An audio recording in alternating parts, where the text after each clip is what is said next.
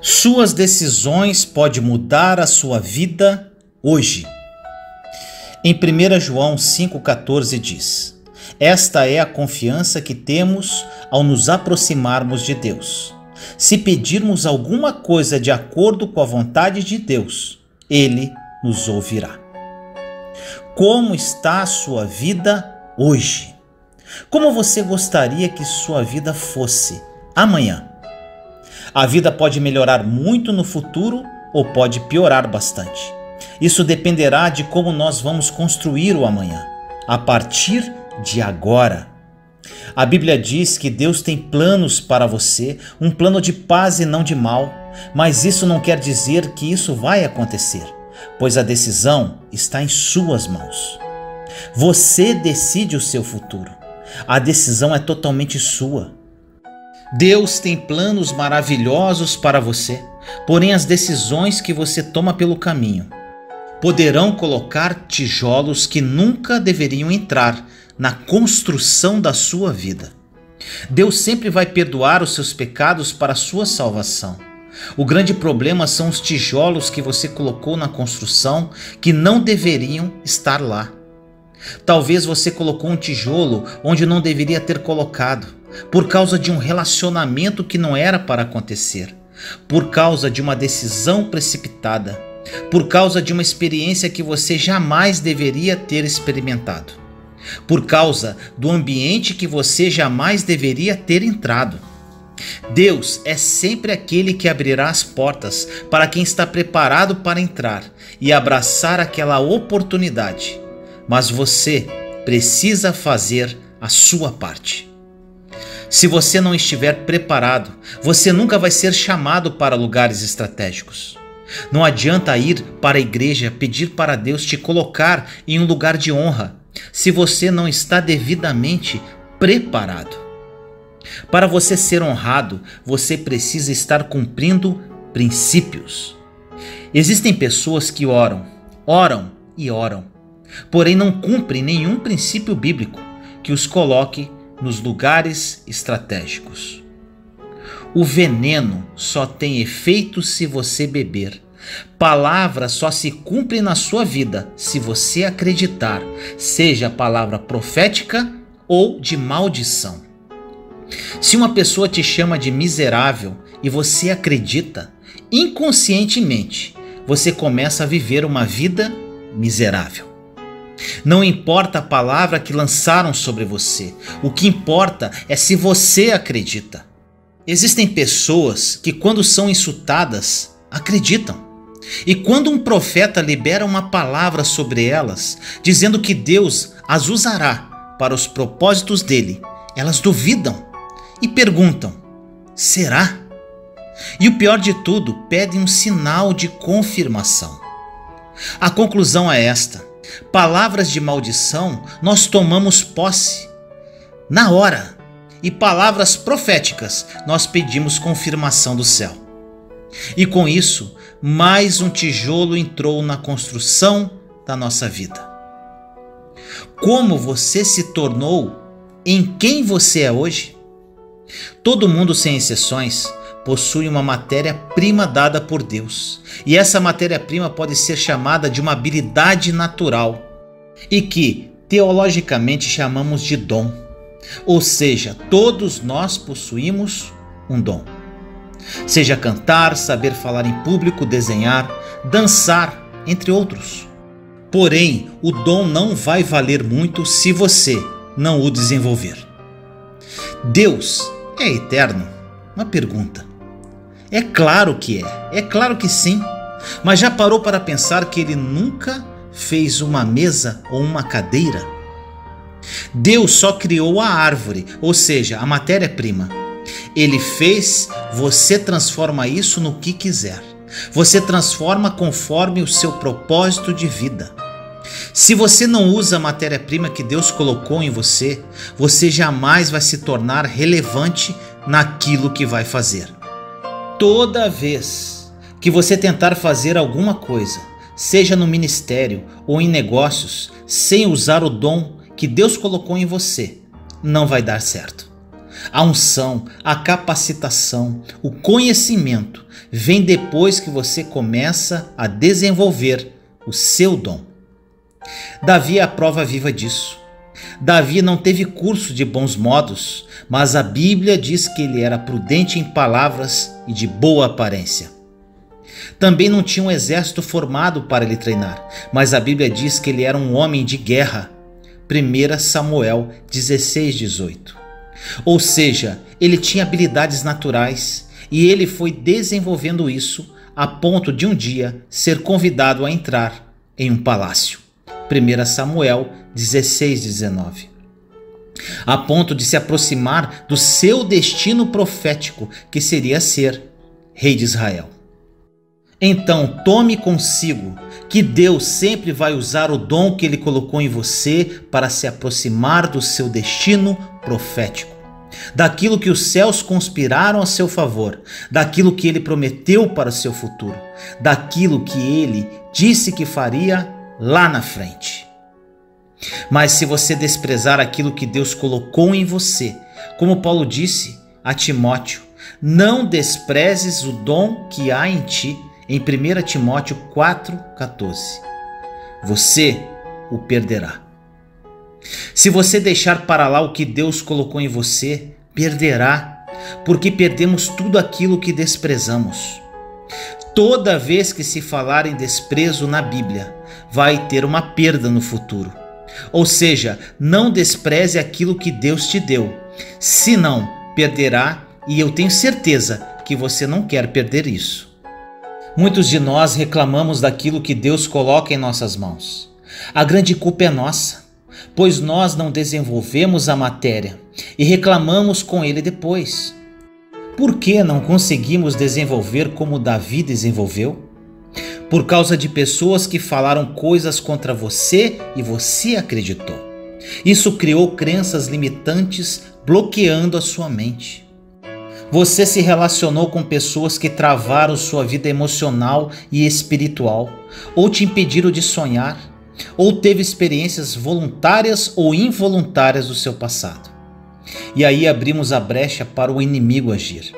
Quando o inimigo quer frear a vida, o chamado, o futuro de alguém, ele usa essas brechas para atuar nas circunstâncias, através de palavras, experiências e sugestões, para que o futuro seja bloqueado. A grande questão que você precisa entender: o inimigo não consegue bloquear o seu futuro. O que ele pode fazer somente é causar o seu desânimo e desistência. Mas apenas você pode decidir se vai desistir ou continuar. O que você vê como problema na vida, Deus está vendo como um treinamento para o dia de enfrentar Golias, gigante que Davi enfrentou. Agora, muito importante, às vezes o trabalho não é difícil. A ferramenta que você pode estar usando pode estar errada. Em 1 Samuel 17, 38 a 40 diz: Saul vestiu Davi com sua própria túnica, colocou-lhe uma armadura e lhe pôs um capacete de bronze na cabeça.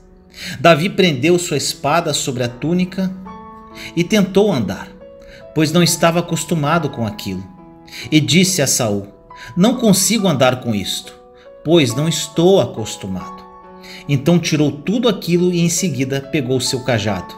Escolheu no riacho 5 pedras lisas, colocou-as na bolsa, isto é, no seu alforje de pastor, e com sua atiradeira na mão, aproximou-se do filisteu. Se Davi tivesse aceitado as sugestões dos outros, ele não teria derrubado e teria caído na frente do gigante. Ou seja, existem pessoas que estão próximas de você que podem te fazer cair no dia do gigante. Aquelas que gostam de opinar sobre a sua vida, pessoas que não têm nenhuma autoridade para fazer e falar, porém adoram fazer sugestões. Infelizmente, por inocência, por muitas vezes, aceitamos as sugestões e entramos em uma furada. Existem aqueles que não conseguem dizer não para ninguém e trilham por caminhos que os opinadores sugeriram. Davi foi diferente e disse não ao rei, para que pudesse cumprir o propósito daquele dia. Se você não sabe dizer não, saiba que terá muitos problemas no futuro, porque renúncias implicam diretamente a você saber dizer não. Quando você lembra da história bíblica onde José foi vendido como escravo, qual é a primeira palavra que vem na sua cabeça? Traição? Até na cabeça dos irmãos dele também veio essa palavra. Mas José, que era vítima, não interpretou dessa forma. Quando a fome atingiu todo o mundo, só José, como governador do Egito, tinha alimento e os irmãos vieram comer na sua mão. É ali que se cumpre o que a palavra de Deus diz no Salmo 23, versículos 5 e 6. Preparas uma mesa perante mim na presença dos meus inimigos. E ali, naquela situação, José tem a atitude que Jesus nos ensinou anos depois de José, dizendo: se o teu inimigo tiver fome, dá-lhe de comer. Se tiver sede, dá-lhe de beber. Romanos 12, 20. Na história de José, podemos tirar um grande ensinamento. Como que uma pessoa pode interpretar um acontecimento em sua vida? De várias formas, ou de uma forma terrível e injusta, ou de outra forma, enxergando que existe um propósito de Deus em meio à dor. Você precisa entender pelo que você está passando, pelo que passou e qual o propósito de Deus para tudo isso lá no futuro. Quando o inimigo enxerga o dom de Deus se desenvolvendo em você, é óbvio que ele vai investir mais em você do que nos outros. Então ele vai colocar várias feridas emocionais e não espirituais. Por isso existe uma geração tão ferida que não consegue nem enxergar a matéria-prima de Deus. Por isso nada avança. Você precisa liberar a sua vida emocional, liberar o que te prende e todo o seu passado, pois Deus vai começar a usar você em cima do dom que Ele te concedeu. Mas é preciso primeiro deixar o passado no passado. Você precisa deixar o que ficou para trás, ou seja, perdoar quem te feriu, alimentar quem te vendeu, mudar as estratégias e começar a fazer o que Cristo escreveu na Bíblia para fazermos. Você pode ser muitas coisas no futuro, mas isso depende do desenvolver daquilo que Deus já colocou em você. A estratégia do inimigo de entrar na sua vida emocional é te encher de insônia, depressão, medo, sentimento de inferioridade, a ponto de você não conseguir desenvolver a habilidade que Deus te concedeu. Relembre tudo aquilo que Deus colocou na sua vida, não importa o seu passado. Saiba que a vantagem do Espírito Santo é quando você entra diante da presença. Ele perdoa quem está ferido, levanta quem está caído, entra no lugar que está vazio e faz transbordar. O nosso Consolador é o Espírito Santo, aquele que deleta o nosso passado, que escreve o nosso futuro, aquele que nos auxilia nas decisões, que não vai permitir que você tenha experiências que vão traumatizar e ainda não permitirá você andar com pessoas que vão roubar o seu tempo. O seu passado não vai determinar quem você vai ser no futuro. A partir de hoje vamos fazer um pacto, colocar tijolos nessa construção em cima das habilidades que Deus colocou em nós. Quando estamos na pior, pedimos por misericórdia e adoramos a Deus. Mas quando estamos em terra firme, ainda discutimos com Ele, teimando e deixando para amanhã o nosso melhor. É preciso que mudemos de mentalidade urgentemente. Ninguém vai roubar o dom que Deus te deu. Você não vai ficar um dia sequer sem estar aliado à vontade dele para a sua vida. Ore comigo assim: Senhor amado, nos colocamos em sua santa presença neste momento, eu, meus irmãos e irmãs em Cristo Jesus. Pai querido, obrigado por mais um dia. Agradecemos, Senhor, porque és Deus em nossas vidas. Senhor, muitos de seus filhos e filhas estão aqui comigo agora em oração, pedindo o seu socorro e presença. Muitos deles, Pai, ainda não conseguem caminhar dentro da sua vontade. Muitos não desenvolvem as habilidades que o Senhor concedeu a cada um deles. Estão vagando por anos, sem resultado, sem propósito, sem vida. Que esta oração e mensagem desperte-os agora para iniciar uma caminhada ousada contigo, Pai. Uma caminhada de vitórias, de prosperidade e abundância em todas as áreas. Uma caminhada rumo ao lugar desejado por Ti. Confiamos no Seu agir, Senhor, e esperamos pacientemente o Seu agir. Nossas vidas nunca mais serão as mesmas. Nós confiamos e assim oramos em nome do nosso Senhor Jesus Cristo. Amém.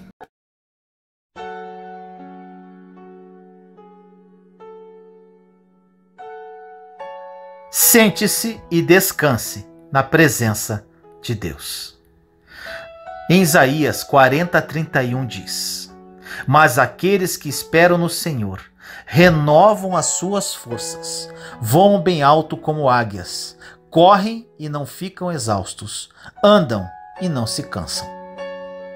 Esta passagem nos ensina que aqueles que esperam em Deus têm suas forças renovadas. Esperar no Senhor é passar tempo com Ele, na Sua palavra e na Sua presença. Enquanto esperamos em Deus, não nos preocupamos com nada. Enquanto esperamos em Deus, não ficamos frustrados com nada. Enquanto esperamos em Deus, não ficamos perturbados com nada. Nós apenas descansamos. Às vezes, quando começamos a ficar nervosos e inquietos, ansiosos ou preocupados, precisamos apenas dizer a nós mesmos: sente-se. Isso não se refere somente ao seu corpo físico, refere-se também à sua alma, sua mente, vontade e emoções. É importante deixar todo o seu ser descansar. Nos tempos da velha aliança, quando o sumo sacerdote entrava no Santo dos Santos para fazer sacrifícios de sangue pelos pecados do povo, ele não se sentava. Parece muito improvável que houvesse uma cadeira no local, porque a Bíblia não menciona isso. Embora ofereça descrições detalhadas do lugar de adoração dos israelitas. As exigências ao sumo sacerdote eram tão rigorosas que ele fazia o que tinha de fazer e se retirava. Ele não podia descansar na presença de Deus. O sumo sacerdote usava sinos em suas vestes e tinha uma corda amarrada à sua cintura. Enquanto ele se movimentava pelo Santo dos Santos, o povo do lado de fora podia ouvir os sinos. Se estes parassem de tocar, as pessoas sabiam que ele havia feito algo errado e que morrera. Então eles o puxavam para fora, fazendo uso da corda. Existe uma lição muito poderosa aqui. Aprendemos que as pessoas não podiam descansar na presença de Deus quando estavam debaixo da velha aliança. A velha aliança tinha muitas leis e baseava-se em obras. Mas graças a Deus, a nova aliança baseia-se na obra que Jesus realizou, e não em nossos próprios méritos ou feitos. Jesus, nosso sumo sacerdote, que entrou no Santo dos Santos, através do seu próprio sangue, colocou o sangue no trono de misericórdia estabelecido no céu e sentou-se. Agora a expiação pelos pecados do mundo está consumada. Se você está passando dificuldades na vida, sente-se e descanse na presença de Deus. A promessa da paz de Deus não é feita àqueles que trabalham e se esforçam na sua própria força, mas àqueles que se sentam e descansam em Cristo Jesus. Espere nele e a sua força será renovada. Ore comigo assim: Senhor amado, nos colocamos na sua santa presença neste momento, eu, meus irmãos e irmãs em Cristo Jesus. Pai querido, tomamos posse desta palavra de hoje. Renovamos nossas forças, pois esperamos em Ti, descansamos em Ti. Obrigado, Pai, por enviar o Seu Filho muito amado para morrer por nós na cruz do Calvário e ter levado todas as nossas dores e pecados. Obrigado. O véu foi rasgado e agora, Senhor, nos colocamos na Sua santa presença e podemos dizer: Abba, Pai. Descansamos na Sua presença. Sabemos que a Sua promessa de paz não é feita àqueles que trabalham e se esforçam na sua própria força, mas sim àqueles que se sentam e descansam em Seu Filho, Jesus Cristo. Assim nós oramos, em nome do nosso Senhor Jesus Cristo. Amém.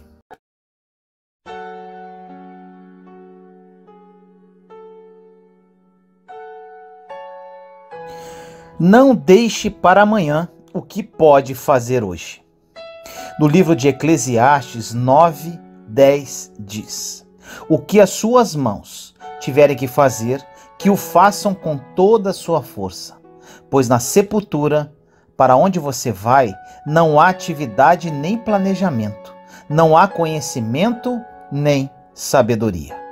Não existe possibilidade de crescermos intelectualmente e nem nos transformarmos em pessoas melhores se não pararmos para pensar, para refletir, para medir algumas coisas que fazemos. Muitas vezes levamos a vida como diz Zeca Pagodinho: deixe a vida me levar. Mas depois, lá na frente, ficamos nos perguntando o porquê que determinadas coisas acontecem. É essencial pararmos para refletir em como economizamos algumas coisas que Deus nos dá. Como, por exemplo, existem pessoas que pegam o que Deus lhe confiou e simplesmente deixam para o outro dia. Existem pessoas que possuem a arma, possuem o poder de fazer acontecer agora, mas, por mais insano que seja, deixam para depois.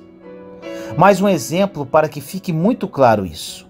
Imagine que um jogador de futebol faça 2 gols em um campeonato importantíssimo e na chance do terceiro, já preparado com a bola no pé e de frente para o gol, ele desiste e diz: essa eu vou deixar para o próximo jogo. É isso que fazemos todos os dias. Reflita. Se temos a arma, o poder do conhecimento e entregamos tudo o que temos para as pessoas no dia de hoje, é possível que amanhã Deus possa regenerar, recuperar e colocar tudo de novo em nós. Quanto mais damos, mais recebemos. Quem te garante que você estará vivo amanhã? Se você não entregar tudo o que tem hoje, quem te garante que vai poder entregar amanhã? Se, por exemplo, eu não entregar o que eu tenho dentro de mim agora para as pessoas, quem me garante que elas me ouvirão amanhã? Os nossos problemas nos cegam de tal forma que perdemos o equilíbrio emocional, não conseguimos acreditar no óbvio e não vemos um palmo à frente dos nossos olhos. Ficamos tão desesperados que acreditamos em qualquer coisa. Existem pessoas que estão há 20 anos na igreja e quando enfrentam um problema ficam desesperados e passam a acreditar até no que uma cartomante falou.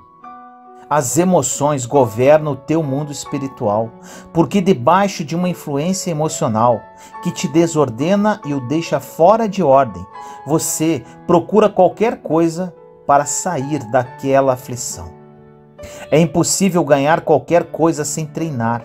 Não existe ser humano ruim, existe ser humano que ainda não treinou. Você precisa treinar. A pior coisa que você pode fazer com o ser humano é tirá-lo de um problema sem ensinar para ele como você fez. Por exemplo, a pessoa está endividada e vai pedir a sua ajuda. A pior coisa que você pode fazer é simplesmente dar o dinheiro que essa pessoa está precisando.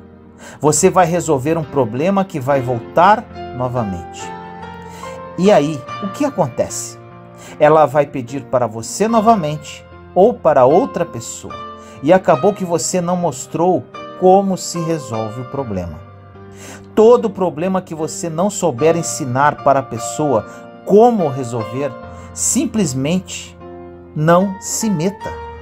Agora, se você pode ensiná-lo como resolver, ensine, porém não resolva diretamente, pois as pessoas precisam aprender a sair dos seus problemas.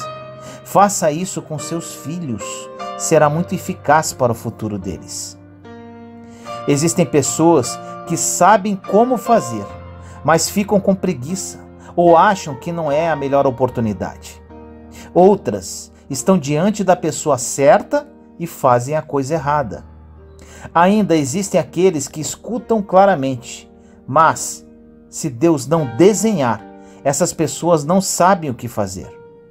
Vão na igreja todos os dias, escutam a palavra e sabem o que têm que fazer. Porém, chegam lá fora e fazem tudo errado. Quem te abre as portas e te dá as oportunidades é Deus. Mas as atitudes perante tudo isso é da sua responsabilidade. Você precisa decidir o que fazer com as armas que Deus dá na sua mão. Como pode uma coisa ser o seu sonho e você nunca ter feito qualquer esforço para tentar realizá-lo? O nome disso é preguiça e comodismo. As desculpas de estar ocupado não colam com Deus, pois Ele te conhece profundamente. Deus ama ver a disposição do seu coração para realizar o que Ele está pedindo para você fazer. Não adianta fazer tudo certo e deixar algo da fundação mais ou menos.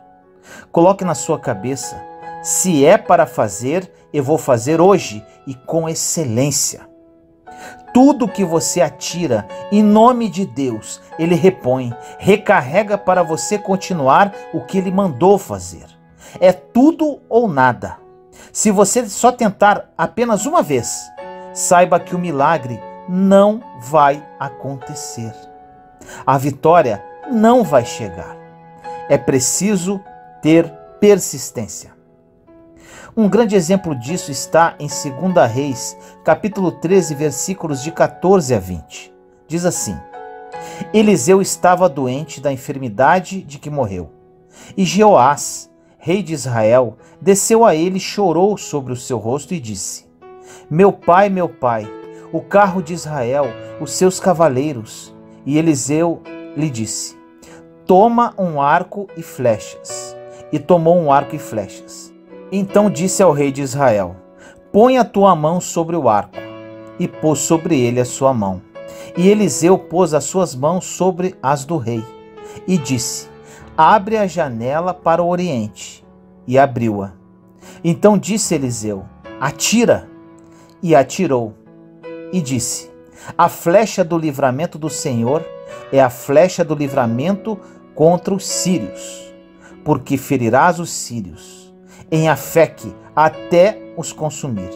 Disse mais: toma as flechas, e tomou-as. Então disse ao rei de Israel: fere a terra, e feriu-a 3 vezes e cessou. Então o homem de Deus se indignou muito contra ele e disse: 5 ou 6 vezes deverias ter ferido, então feririas os sírios até os consumir. Porém, agora só 3 vezes ferirás os sírios. Depois morreu Eliseu e o sepultaram. Ora, as tropas dos moabitas invadiram a terra à entrada do ano. O rei tinha inúmeras flechas e só tirou 3 vezes. Deus já colocou as flechas para você. Você só tem o trabalho de atirar e mesmo assim não atira. Você precisa atirar até acabarem as flechas. Precisa persistir e confiar no Deus que te recompõe. Ele começou a obra na sua vida e tem o poder de terminar. Quem vence na vida é quem atropela o seu próprio vitimismo e parte para atirar até a última flecha. Se você é inconstante na fé, saiba que a culpa não é de Deus e nem do diabo, é sua mesmo, por não estar dando tudo de si. Se doe inteiramente, esteja sempre disposto para aquilo que Deus pede, pois Ele nos capacita e faz coisas impossíveis aos olhos humanos. Não deixe nada para amanhã. Use os dons e talentos que Deus lhe concedeu e faça a sua parte. Tenha certeza de que Deus cumprirá a parte dele, para que você viva os melhores sonhos que nunca ousou sonhar. Ore comigo assim. Senhor amado, nos colocamos em sua santa presença, eu, meus irmãos e irmãs em Cristo Jesus. Pai querido, vamos fazer hoje. Chega de procrastinar, chega de deixar para amanhã o que podemos fazer aqui e agora. Pedimos, Pai, que através da intercessão do seu Santo Espírito, aprendamos a atirar as flechas sem cessar até que elas acabem. Estamos dispostos a usar nossos dons e talentos para glorificar o seu santo nome e a fazer aquilo que o Senhor nos pedir. Chega de vitimismo, Pai, chega de inconstância. Queremos mudanças aqui, hoje, agora. Ajude-nos nesta nova empreitada. Seguimos firmes, fortes e fazendo o que nascemos para fazer. Assim nós oramos, em nome do nosso Senhor Jesus Cristo. Amém.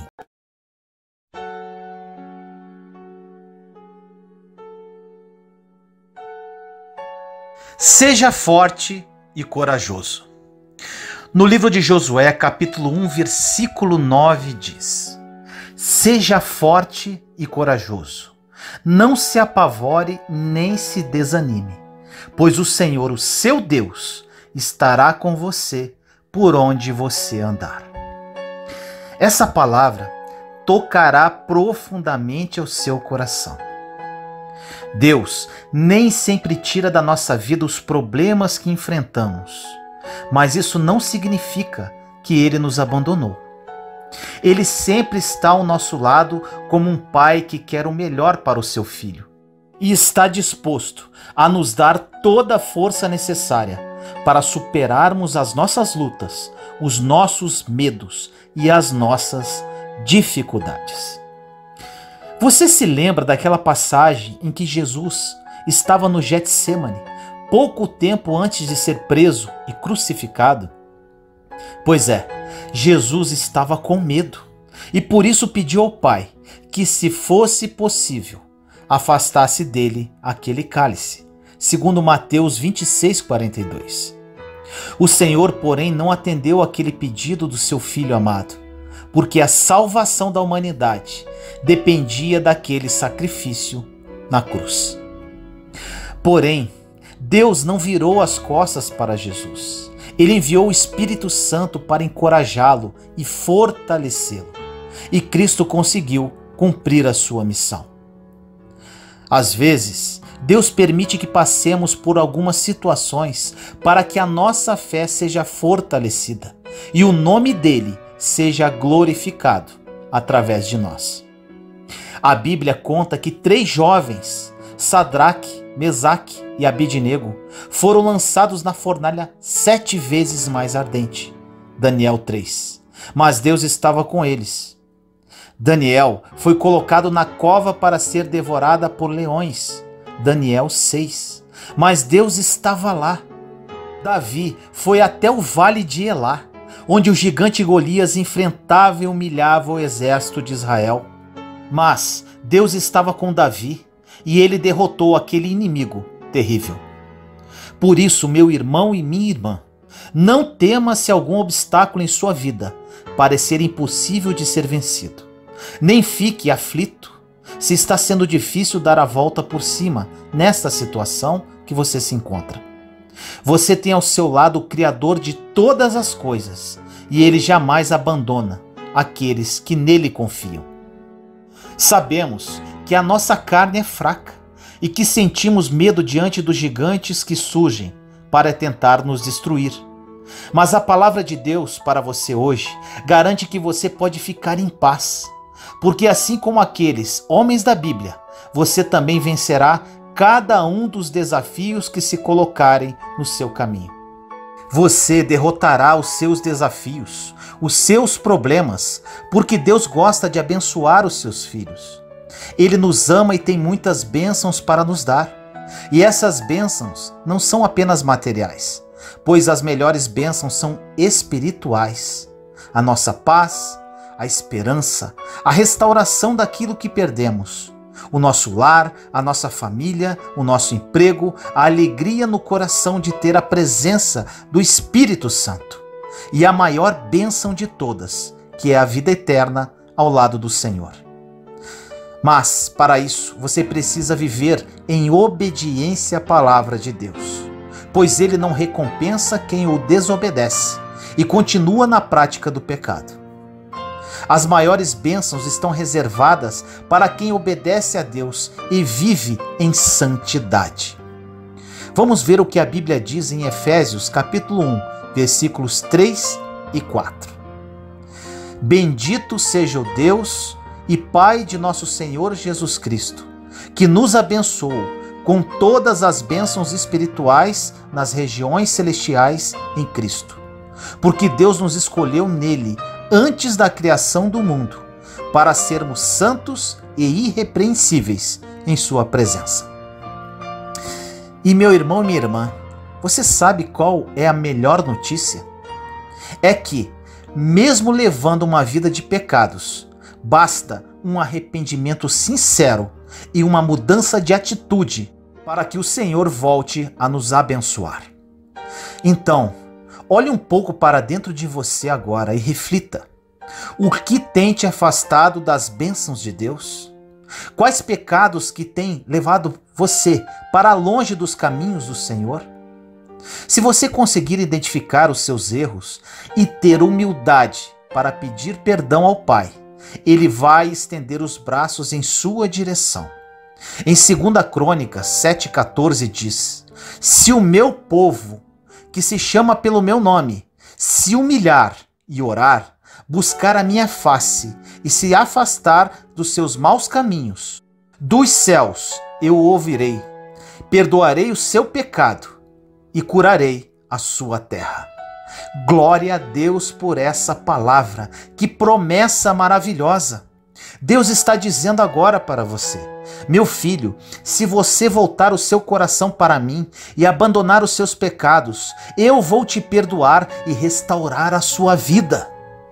Então, meu irmão e minha irmã, tenha coragem para dizer não a tantas coisas que só te prejudicam. Você não imagina o quanto Deus quer te abençoar e te dar muito mais do que esse mundo tem para te oferecer. Eu sou prova viva do quanto vale a pena esperar no Senhor e andar nos seus caminhos. A vontade dele é boa, perfeita e agradável. A Bíblia conta que o rei Saul vivia fazendo sacrifícios para agradar a Deus e receber as bênçãos dele. Porém, ele levava uma vida de desobediência e rebeldia. Então o Senhor enviou o profeta Samuel para lhe dar o seguinte recado, em 1 Samuel 15, 22. Acaso tem o Senhor tanto prazer em holocaustos e em sacrifícios, quanto em que se obedeça a sua palavra? A obediência é melhor do que sacrifício, e a submissão é melhor do que a gordura de carneiros. Assim como Saul, muitas pessoas querem conquistar as bênçãos de Deus, dando seus dízimos, ofertando grandes quantias em dinheiro nas igrejas, frequentando todos os cultos, fazendo longas orações, jejuns, achando que assim alcançarão o favor do Senhor.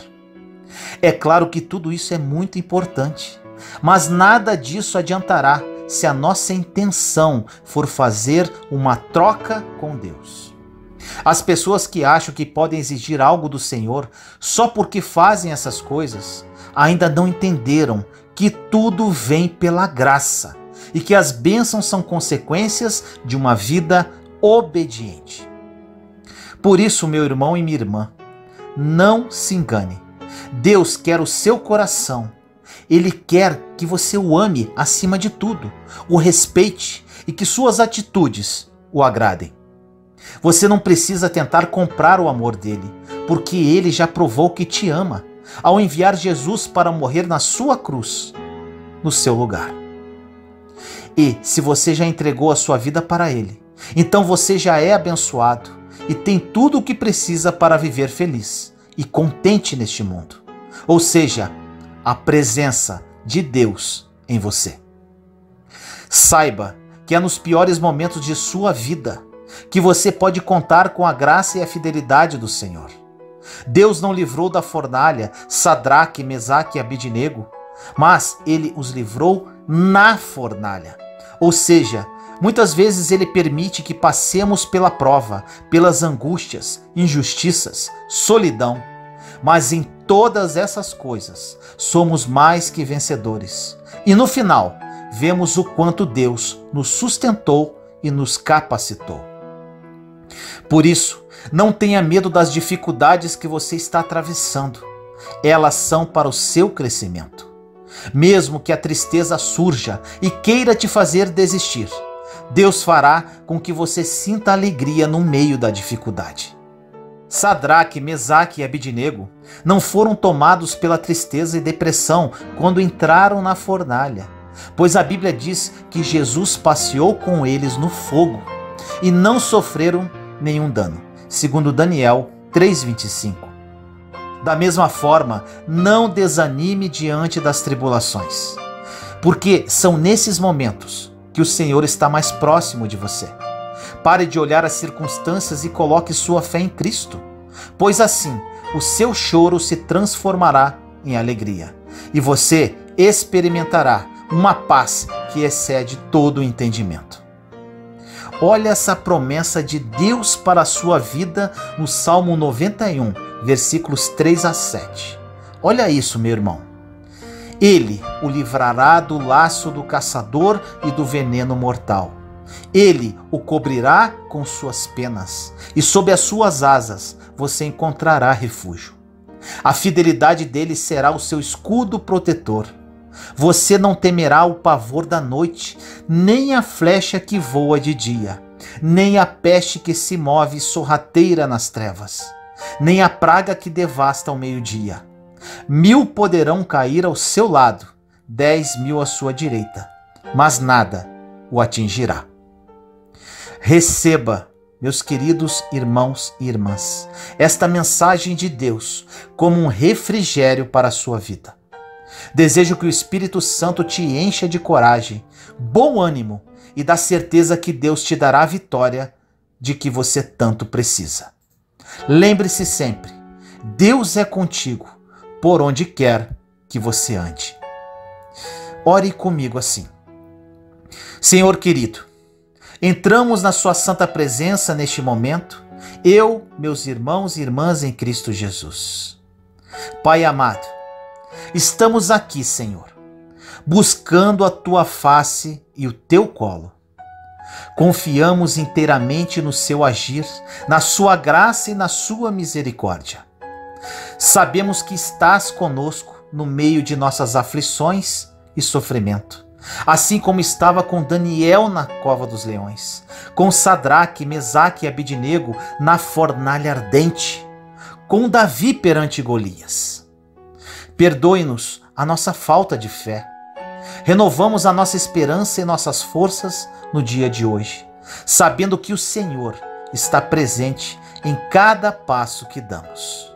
O Senhor é o nosso Deus, Pai e amigo, e acreditamos que está conosco em todos os momentos.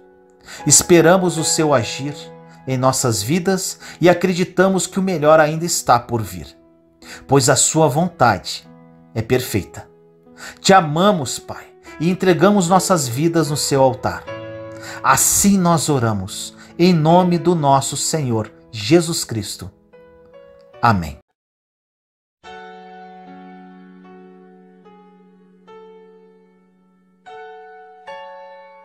Entenda como você pode sair vitorioso nessa crise mundial. A crise pode ser uma oportunidade. No livro de Gênesis, capítulo 8, versículo 4, diz assim: E a arca repousou no 7º mês, no dia 17 do mês, sobre os montes de Ararat. A mensagem de hoje é sobre algo que está atemorizando o mundo. O coronavírus, essa quarentena que já virou sessentena e não sabemos quando vai acabar, e toda essa crise. O que está por trás disso? O que podemos aprender com tudo o que vem acontecendo? Muitas pessoas ainda permanecem assustadas com tudo o que está ocorrendo, com o mundo parando. A palavra de Deus, meu irmão, minha irmã, sempre tem uma resposta para tudo. Vamos voltar para a história. Noé. Noé fazia parte de uma geração completamente corrupta, uma geração completamente violenta, e Deus passou os olhos sobre a terra e somente Noé foi encontrado como justo. A primeira coisa que você precisa entender é que nós estamos vivendo em um tempo que precisamos nos arrepender como sociedade, nos aproximarmos de Deus e se humilhar debaixo da mão poderosa dele. Pois nessa crise está acontecendo como na época de Noé. Os justos e injustos estão sendo separados de uma forma muito evidente e natural. Entenda isso. Noé foi achado justo e recebeu um projeto. Ele recebeu uma informação de que o mundo acabaria em dilúvio. Junto com essa informação veio a instrução, como fazer a arca, as medidas, qual madeira usar, entre outros. Um aprendizado aqui, meu irmão, minha irmã. O que adianta você ter uma informação excelente se você não tem instrução de como usar tal coisa? Então, o que foi bom para Noé foi o fato dele receber essa informação junto com a instrução. E a pergunta que fica é: quem entrou na arca de Noé? O próprio Noé, sua família e os animais. Existia uma lista de passageiros, pois a arca não foi construída para ser um cruzeiro de passeio, e sim para ser um bote de salvamento. Não pense que essa crise, que foi criada pelo próprio homem, foi à toa. Essa crise veio para separar justos de injustos, e com uma oportunidade ímpar para te colocar ou não na lista de passageiros que entra nesse bote salva-vidas. Você que escolhe se salvar, meu irmão, minha irmã. A primeira coisa é que em uma crise, justos e injustos são separados. A segunda coisa é que existe uma lista de passageiros. Quando Noé e sua família entram na arca, eles ficam por 40 dias e 40 noites ali. Uma reclusão forçada. Ou seja, Noé perdeu a liberdade de fazer o que ele fazia antes, devido a esse tempo de enclausuramento. Você que está dentro da sua casa, se sentindo preso forçadamente, por conta de todo o toque de recolhimento, por conta da quarentena, lembre-se que esses 40 dias e 40 noites que Noé ficou enclausurado, ele fez duas coisas importantes. Ele se organizou em família e ele se reinventou, porque o mundo que ele tinha deixado para trás não seria o mesmo após o dilúvio. Entenda, meu irmão, minha irmã, o mundo nunca mais será o mesmo depois dessa crise. Esqueça o mundo de como era antes, pois muitas coisas irão mudar. Noé se organizou e se reinventou, pois o que ele fazia antes não dava mais para fazer na próxima fase. Não dava para fazer no novo mundo que estava chegando. Veio a destruição sobre a terra e só se salvou quem estava na lista de passageiros desse bote de salvamento que era a arca de Noé. Você pode estar se perguntando: e qual é o bote de salvamento hoje? Eu lhe respondo: na Sagrada Escritura existem várias promessas para um lugar seguro. O único lugar seguro, naturalmente falando, da Bíblia é a sua casa. Existem diversos versículos, entre eles no Salmo 91:10, que diz assim: nenhum mal te sucederá, nem praga alguma chegará à tua casa. Se você estiver em casa, você está no lugar mais seguro da terra, pois existe promessa para a sua casa, tem promessa de proteção. Na Bíblia, a Arca de Noé, de antes, é a tua casa hoje. É aonde entra quem está na lista de passageiro, porque é um lugar seguro. Quando os 40 dias de reclusão se acabaram, a Bíblia diz que a arca repousou no alto da montanha de Ararates. Grave isso, meu irmão, minha irmã. Quando a crise começou, Noé estava na parte baixa. Quando a crise terminou, ele estava no topo da montanha. Então, meu irmão e minha irmã, essa crise não veio para te destruir. Essa crise veio para te levar para um nível mais alto. Essa crise veio para te fazer se arrepender, entrar na classificação do justo, e veio para você se organizar e se reinventar. É uma grande oportunidade. Mas, irmãos e irmãs, que fique muito claro que essa crise foi o próprio homem que criou. Deus não tem nada a ver com isso. Essa crise é para que haja um recomeço. Você está com uma oportunidade de recomeçar. Um recomeço em suas emoções, se libertando de todos os sentimentos ruins que estão no seu coração. O passo número 1 é recomeçar. Mas como eu recomeço, Vinícius? Primeiramente, libertando-se do passado. E isso acontece através do arrependimento.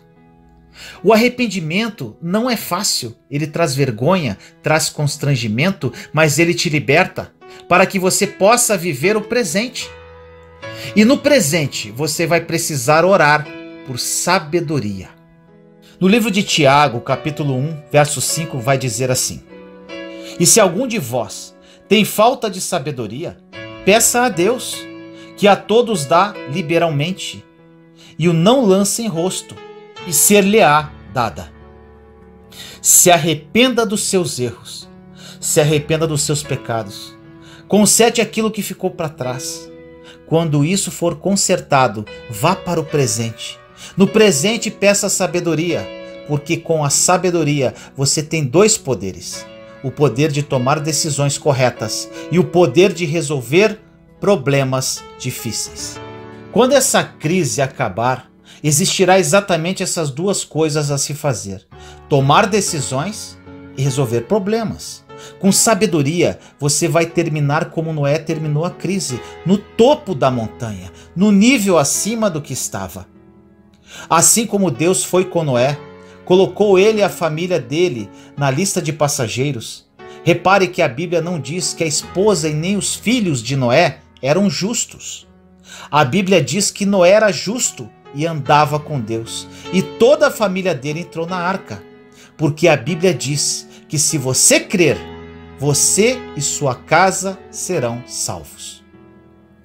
No meio da crise, você tem uma grande oportunidade de recomeço. Você pode descobrir uma forma de se reinventar, de crescer no meio de tantos problemas. Toda crise separa justos de injustos e comprova verdadeiramente quem é fiel. Não discuta e nem confunda uma crise com a volta de Jesus. A Bíblia diz que ninguém sabe o dia e a hora. Chega a ser uma infantilidade bíblica discutir sobre a volta de Jesus, pois nunca iremos saber. Será só uma discussão, ao invés de se preocupar se ele está voltando ou não. Se preocupe se você está bem e aproveite para conhecê-lo mais intimamente. Jesus pode voltar a qualquer momento. E se ele voltasse hoje, você estaria pronto? Ore comigo assim: Senhor amado, nos colocamos em sua santa e doce presença neste dia, eu, meus irmãos e irmãs em Cristo Jesus. Pai querido, estamos vivendo uma grande crise mundial. Muitos dos seus filhos e filhas encontram-se atemorizados, assustados e não sabem o que fazer.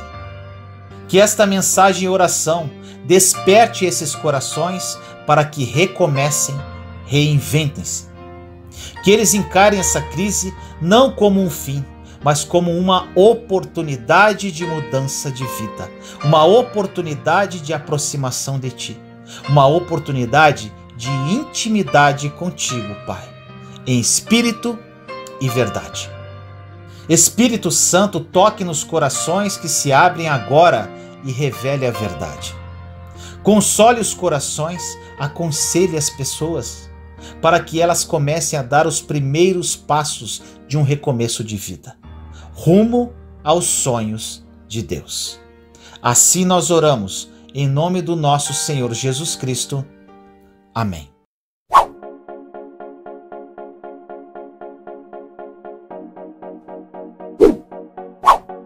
Juntos somos fortes. Compartilhe esta mensagem para que mais pessoas sejam edificadas.